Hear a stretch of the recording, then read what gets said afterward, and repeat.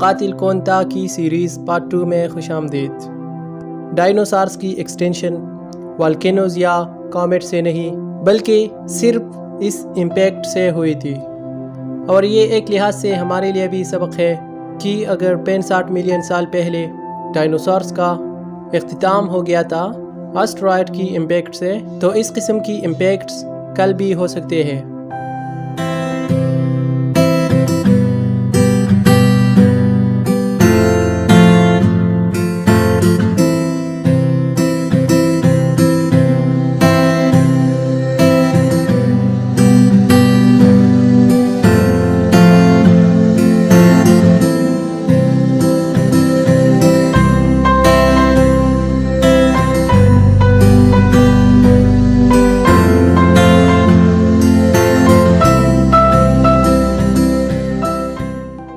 اسی وجہ سے بہت سارے اسٹرانومرز آئیڈینٹیفائی کرتے ہیں ایسے اسٹرائڈ یا کامٹس کو جو زمین کے اوپر ٹکرا سکے۔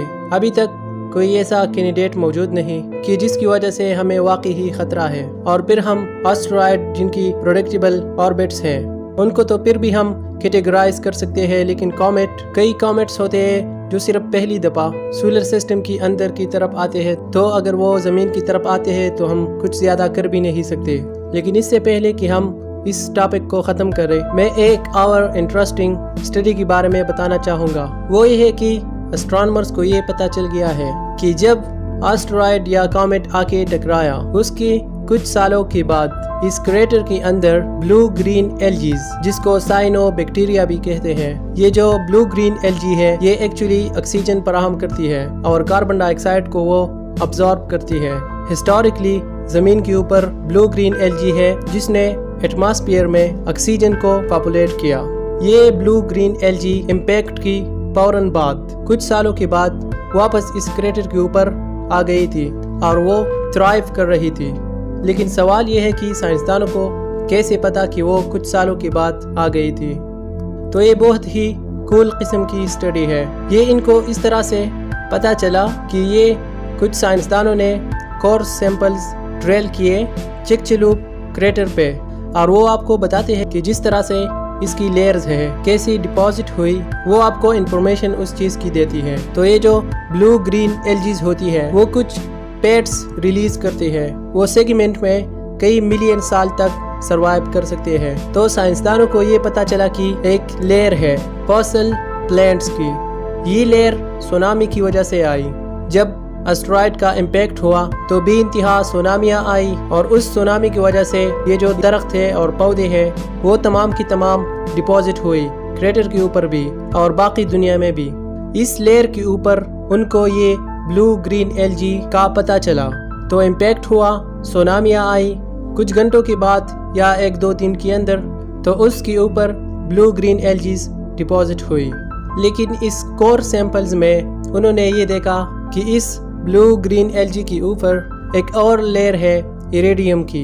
ایریڈیم جو ہے وہ ایک ریئر ایلیمنٹ ہے جو آسٹرائڈ میں بھی پایا جاتا ہے اور زمین کی کرسٹ کے اندر بھی ہے، اور خیال یہ ہے کہ جب اس امپیکٹ کی وجہ سے یہ جو ایریڈیم ہے وہ ہمارے ایٹماسفیئر میں گیا، اور کچھ سالوں میں وہ ایریڈیم جو ہے وہ واپس ڈپازٹ ہوا زمین کے اوپر۔ بلکہ یہ جو امپیکٹ تھیوری تھی اس کا ہمیں اس طرح سے پتہ چلا کہ وہ واقعی صحیح ہے، کیونکہ تمام زمین کے اوپر اگر آپ 66 ملین سال پہلے دیکھیں تو تمام سیگمنٹس میں پوری دنیا میں ایک ایریڈیم کی لیئر پائی جاتی ہے، کیونکہ ایریڈیم جو ہے اس کو کچھ سال لگے واپس ڈپازٹ ہونے میں، زمین کے اوپر گرنے میں۔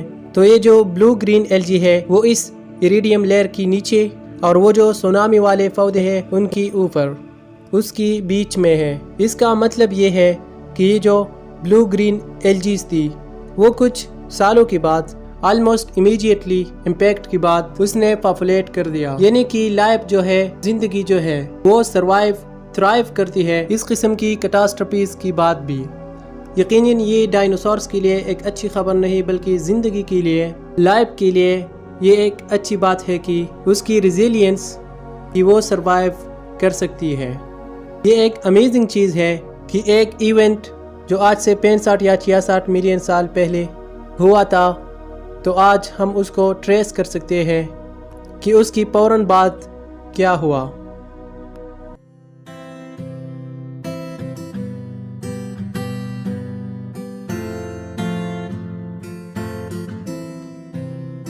یہ تھی ہماری آج کی ویڈیو پسند آئے تو اپنے دوستوں کے ساتھ فیس بک واٹس ایپ پر شیئر کریں اور چینل کو سبسکرائب کر کے ساتھ گھنٹی کے نشان کو بھی دبا دیں۔ پھر ملیں گے ایک اور ویڈیو کے ساتھ، تب تک کے لیے اجازت دیجیے۔ Thanks for watching. اللہ حافظ۔